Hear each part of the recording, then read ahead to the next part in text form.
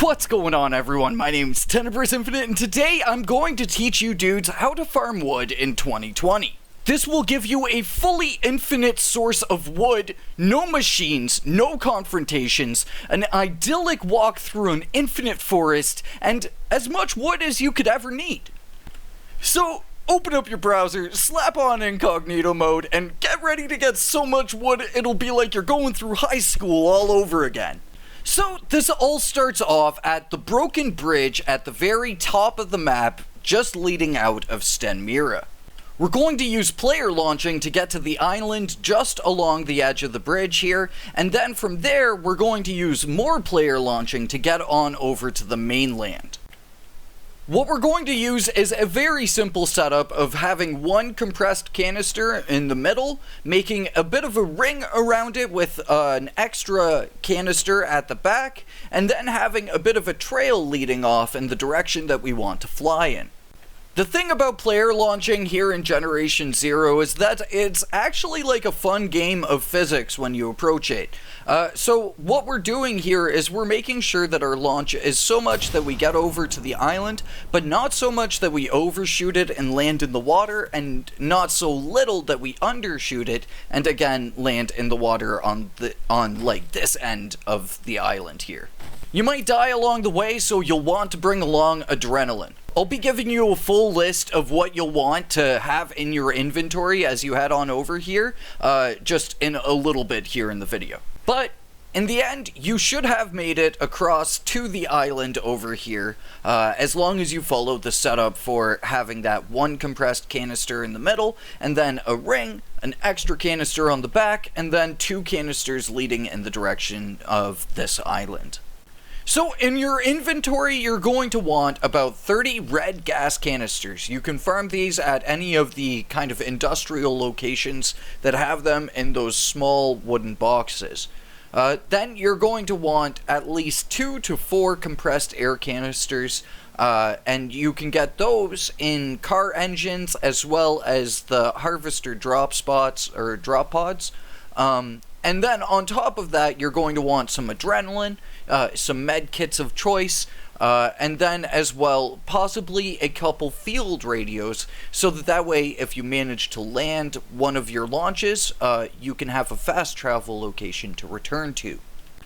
Now, you could hang out on this island and just farm up a little bit of wood, but the better idea is to set up another player launcher and get yourself on over to the mainland where there's an infinite forest, and I'll kind of explain things as we go here.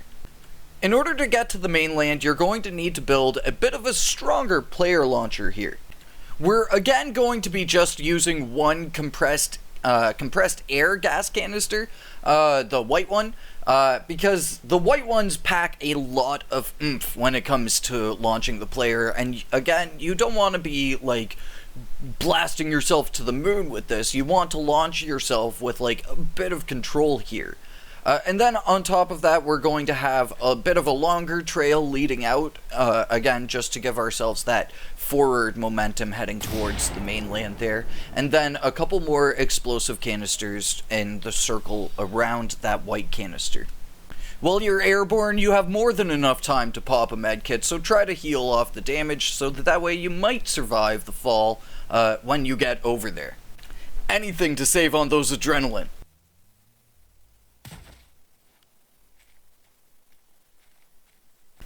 And you can see here on the map that we are over on the mainland of Sweden. Now, at this point, you might be wondering, why the mainland? Why'd you come on over here? And the way the new trees work in Generation Zero is that basically wherever there is an open spot in a forest or in a kind of overgrown, tessellated area, there is a chance of one of these grabbable trees spawning into that location. The nice thing is over on the mainland here, it is literally just forest. Like every single square tile is just forest. So you wind up with tons and tons of opportunities to pick up trees and have trees spawn. And then also there's no machines around here, so you don't have to worry about, like, you know, focusing on fighting machines or anything like that. Also, there's just like some really unique sights over here on the mainland. I guess that last one's just kind of a side bonus, but still. Once you're over here on the mainland, though, you might want to drop off any sort of excess inventory that you have, so that way you don't have to make too many trips here on the mainland. And again, if you have a field radio, drop one when you're here, so that way you can fast travel on back to this location and kind of like offload the wood and do maybe a couple runs. When you're playing in multiplayer, you can definitely do this, but you have to make sure that you're all coordinated on your jump and you're all kind of getting launched in the right direction. I feel like there's some sort of a V-card joke that I could make here, but I'm just gonna not. But yeah, Mainland, man, you wouldn't really expect it, but it is basically like the holy grail of wood collection here, because it's just infinite. There's no way you could gather all the wood in the area before it starts respawning, because from what I've been able to observe here, wood has a very quick respawn rate. So, again, to show off this player launcher, you want to set it up with like 3 in the back, the white canister in the middle, a bit of a ring around it, and a bit of a tail coming off at the end, and that tail will be pushing you in the direction that you want to be heading in. Another quick pro tip, I guess, is while you're falling, you can actually kind of control the momentum and the direction your character's heading in. So even while your character's ragdolling, you can turn the camera to face the direction opposite to where you're flying if you think you're going to overshoot it a bit, and start moving in that direction, and your character will actually gradually slow their momentum and start shifting it backwards, as you can see here. And again, maybe bring along a field radio or 2 so that way you and potentially the people you're gaming with can fast travel to the mainland and all go off and farm wood.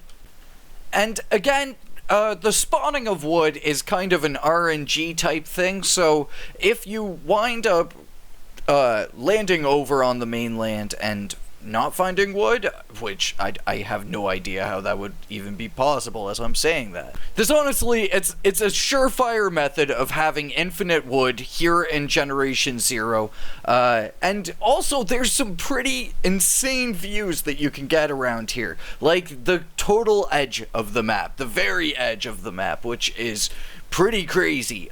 So definitely, if you're looking for wood, blast yourself on over to the mainland, because it's one of the best spots to go to.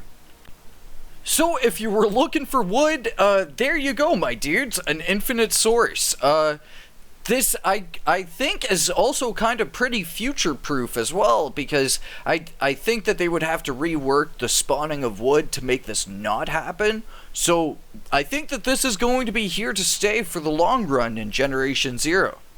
And I'm okay with that. This is way better than the old, like, fast travel, quit to menu method of farming infinite wood. So there you go, my dudes. If you enjoyed the video, hit the thumbs up button. If you're new to the channel, maybe consider subscribing, and I will catch you all in the next one. Until then, peace.